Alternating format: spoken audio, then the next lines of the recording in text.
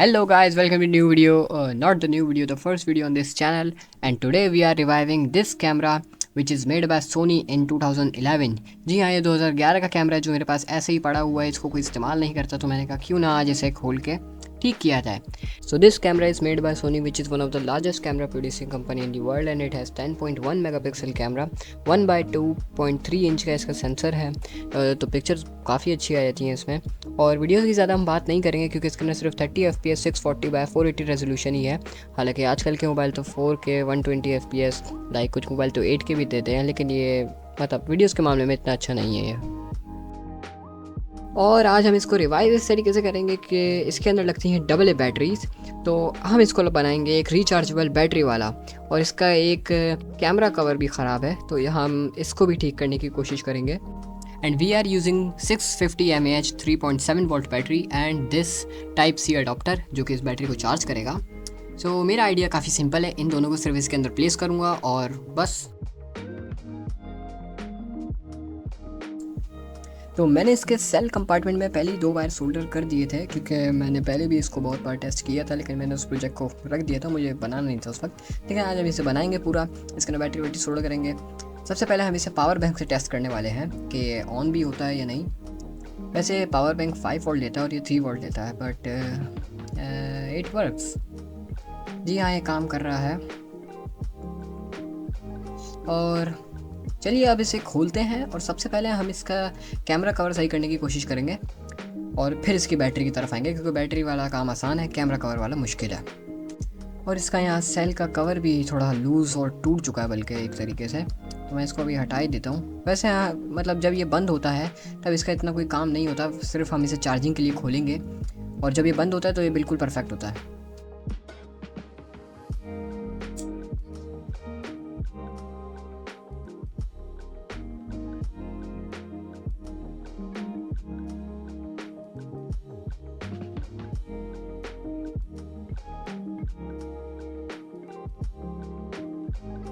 ये देखें, बहुत मुश्किलें फेस करनी पड़ती हैं, जैसे कि मैंने सारे नट खोल लिए लेकिन फिर भी ये नहीं खुल रहा है.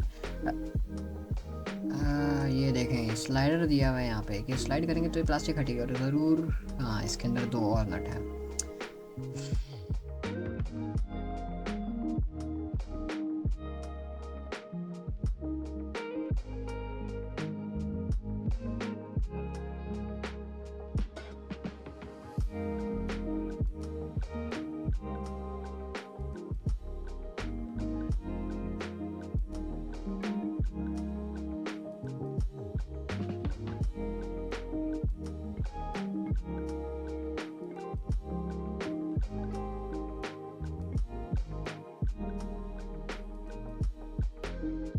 तो काफ़ी देर कोशिश करने के बाद इसकी बैक प्लास्टिक खुली जाती है, और ये है कुछ इसके अंदर का मैकेनिज़्म.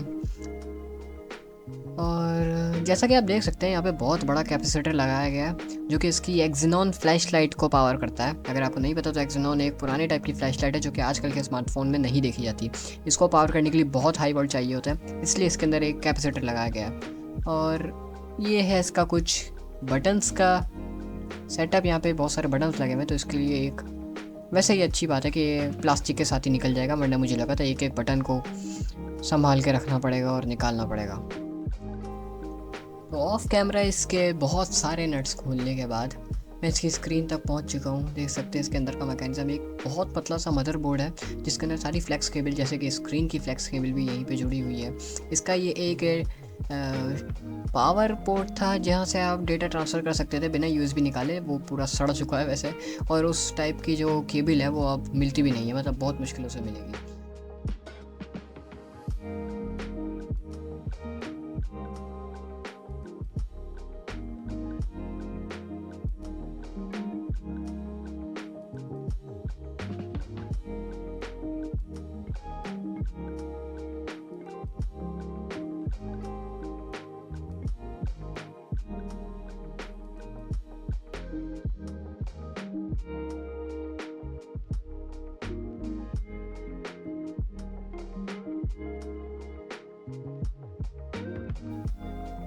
तो काफ़ी देर बाद इसका कैमरा मॉड्यूल बाहर आ चुका है. अभी हम इसके मदरबोर्ड को रख देते हैं साइड में, और इसके ऊपर हमें काम करना है. ये हमें ठीक करना है इसका शटर.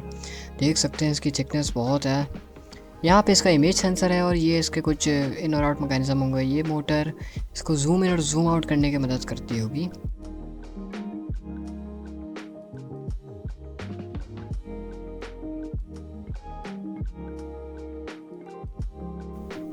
तो ये आ चुका है इसका इमेज सेंसर और इसके अंदर बहुत मट्टी मट्टी घुसी हुई है बहुत, हमें इसको भी साफ़ करना होगा। और ये देख सकते हैं मेरी लापरवाही, इतना सा इसका जो गेयर था वो मैंने खोलते वक्त गिरा दिया और घुमा दिया था, और फिर एक गेयर से इसका पूरा जूम इन और जूम आउट सिस्टम ख़राब हो सकता था। उसको अभी हम वापस लगा देते हैं। और ये इसका इमेज सेंसर है, इसको पहले थोड़ा सा साफ़ कर लेते हैं बहुत आराम से, क्योंकि अगर इसके ऊपर एक भी स्क्रैच पड़ा और ये गया तो काफ़ी देर काम करने के बाद मुझे समझ आता है कि ये काम मुझसे तो बिल्कुल भी नहीं हो सकता, क्योंकि मैंने इसका एक खोलते वक्त एक स्प्रिंग गिरा दी थी जिसकी वजह से पूरा कैमरा ख़राब हो गया था, नहीं चल रहा था इसका कोई भी सेंसर। तो मैंने ऑफ कैमरा बहुत कोशिशें की इसके शटर तक पहुंचने की, लेकिन मैं नहीं पहुंच पाया, तो मैंने बस इसको बंद कर दिया और मैं आ गया बैटरी की तरफ। तो सबसे पहले मैंने बैटरी के बिल्ट इन कनेक्टर निकाले, क्योंकि हमारे किसी काम के नहीं है, और मैं इसको डायरेक्टली कैमरे से कनेक्ट करके भी चलाने वाला हूँ, सिर्फ टेस्टिंग के लिए कि चलता भी है या नहीं।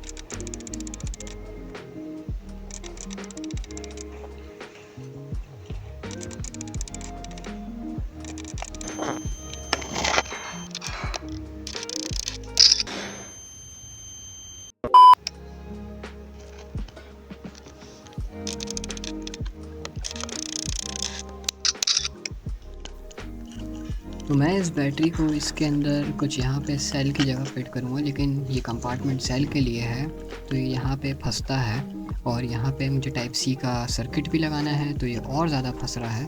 तो इसी के लिए मैं एक काम करूँगा, ये वाला पार्ट है इसका प्लास्टिक, ये मैं काट दूँगा जिससे और स्पेस मिल जाएगी। और ये देखें काफ़ी मोटा है यहाँ से, तो इसके अंदर बैटरी और सर्किट दोनों फिक्स आ जाएंगे। तो मैंने इसको जला के यहाँ से काट दिया, तो इतनी स्पेस तो बन गई है कि यहाँ बैटरी और वो आ जाए, तो इतना ही स्मूथ नहीं कटा है लेकिन फिर भी। और एक बैड न्यूज़, ये तार बहुत ज़्यादा करीब थे और ये मिक्स हुए और इसका जो डिस्चार्जिंग सर्किट था ये पूरी तरह जल गया। थैंकफुली बैटरी अभी तक काम कर रही है बिकॉज ऑफ दिस सर्किट। ये सर्किट इसलिए बनाया जाता है कि अगर कोई स्पार्क हो तो ये जल जाए और बैटरी बच जाए, वरना यहाँ ब्लास्ट भी हो सकता था।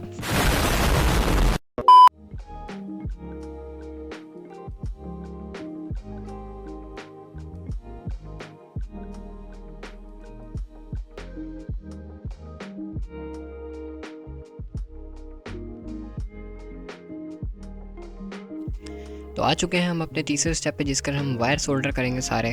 तो हमारे जो यहाँ पे बी प्लस और बी माइनस जो है, इसके अंदर हम बैटरी का पॉजिटिव और नेगेटिव पे कनेक्ट करेंगे, और आउट प्लस और आउट माइनस पे कैमरे का पॉजिटिव और नेगेटिव।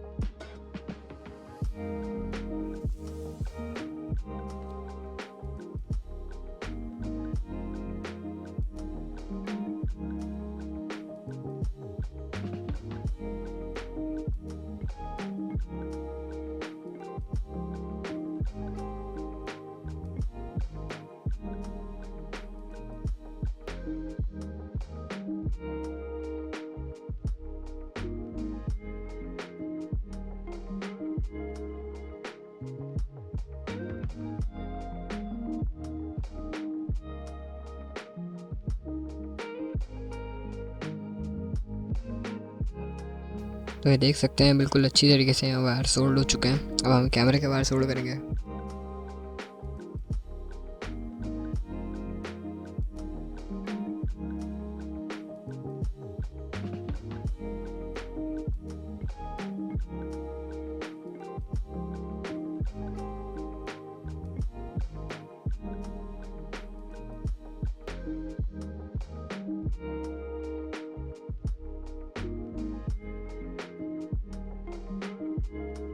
अभी हम मल्टीमीटर से टेस्ट करने वाले हैं कि जब ये सर्किट चार्जिंग पे लगा होता है तो क्या कैमरे को भी 5 वोल्ट मिलेंगे, क्योंकि अगर मिलेंगे तो ये नुकसानदेह है हमारे कैमरे के लिए और हमें इसके अंदर एक एक्सटर्नल बटन बनाना पड़ेगा। तो अभी हमने सर्किट को चार्जिंग पे कनेक्ट नहीं किया हुआ और अभी हम ऐसे ही टेस्ट कर रहे हैं। तो हमारे हाईएस्ट वोल्ट आ रहे हैं 3.79 वोल्ट, जो कि बैटरी के ही वोल्ट हैं और ये कैमरे के लिए बिल्कुल सही है क्योंकि कैमरा 3.7 पे चलता है। अभी हम इसको ज़रा पावर अडाप्टर से कनेक्ट करके चेक करते हैं कि कितने आते हैं। और यहाँ पे हमें हाईएस्ट 89 90 तक मिल रहे हैं और जैसी जैसी बैटरी बढ़ती जाएगी ये भी बढ़ते जाएंगे। तो ये हमारे कैमरे के लिए नुकसानदेह है क्योंकि कंटिन्यूसली कैमरे को भी वॉट मिलते रहेंगे, तो हमें इसके अंदर बटन इंस्टॉल करना पड़ेगा। तो ये मैं ले आया हूँ ढूंढ के बहुत ही छोटा सा बटन जो कि एक हेलीकॉप्टर के सर्किट में पड़ा था, और ये बहुत छोटा भी है तो हमारे कैमरे के अंदर फिक्स भी आ जाएगा और ज़्यादा दिखेगा भी नहीं, और ये बिल्कुल वर्किंग कंडीशन में है। तो अब आता है सबसे मुश्किल काम, इसके अंदर सोल्डर करना, क्योंकि ये बहुत ही ज़्यादा छोटा है। तो ये वायर अब इसके अंदर सोल्डर करने में हालत टाइट होने वाली है।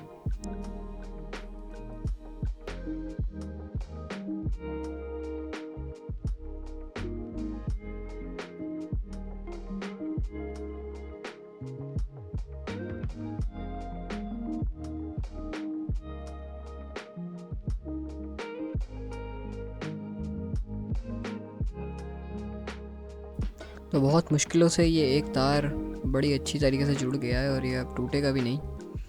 तो अब हमें इस तार को छोटा करके उसके दूसरे एंड पे भी जोड़ना होगा। यहाँ से मैं काट दूँगा।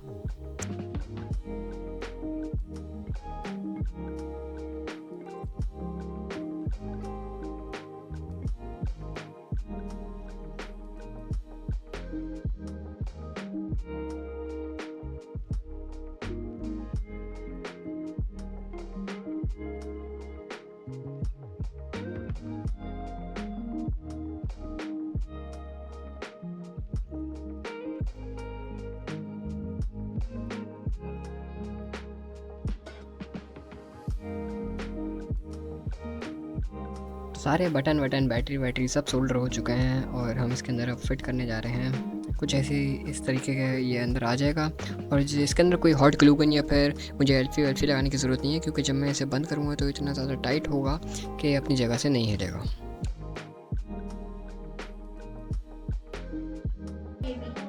तो ये देख सकते हैं हमारा कैमरा यहाँ पे स्टार्ट हो चुका है और ये प्रॉपर वर्किंग कंडीशन में है अब।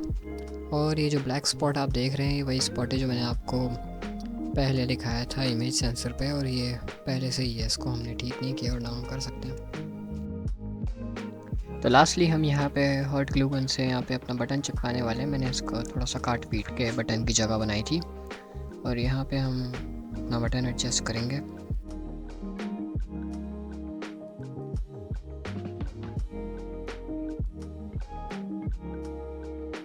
और मैंने इसे सिक्योर करने के लिए अंदर तक ग्लू गन लगाई थी कि ये बिल्कुल भी बाहर ना आए। तो हमारे सारे काम कंप्लीट हो चुके हैं और ये बिल्कुल काम कर रहा है अच्छी तरीके से।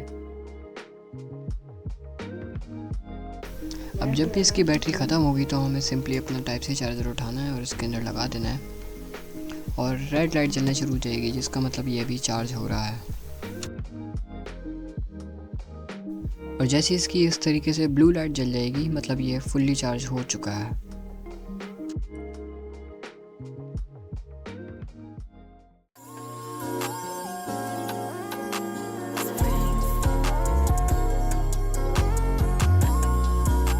तो अभी मैं आपको इसके कुछ फ़ीचर्स बताने वाला हूँ। जैसा कि सबसे पहला और बेस्ट फ़ीचर इसके अंदर जो मुझे लगा वो है एक स्माइल डिटेक्शन, जिसके अंदर आप सिर्फ स्माइल का बटन दबाएं और ये आपकी स्माइल डिटेक्ट करके खुद ही पिक्चर खींच लेगा। अगर आपके पास कोई दूसरा बंदा नहीं है जो आपकी पिक्चर खींचे तो आप सिर्फ इसका ये फीचर ऑन करके जाके सिर्फ आपको स्माइल करनी है और ये पिक्चर खुद ब खुद खींच लेगा। जैसा कि यहाँ पे देख सकते हैं ये बार जैसे ही सैरो के ऊपर जाता है तो ये पिक्चर खिंच जाती है। इसको आप इंटेंसिटी कम या ज़्यादा भी कर सकते हैं। मैंने सबसे कम पे रखी हुई है कि मैं हल्की सी भी स्माइल करूँगा तो ये पिक्चर खुद ब खुद खिंच जाएगी।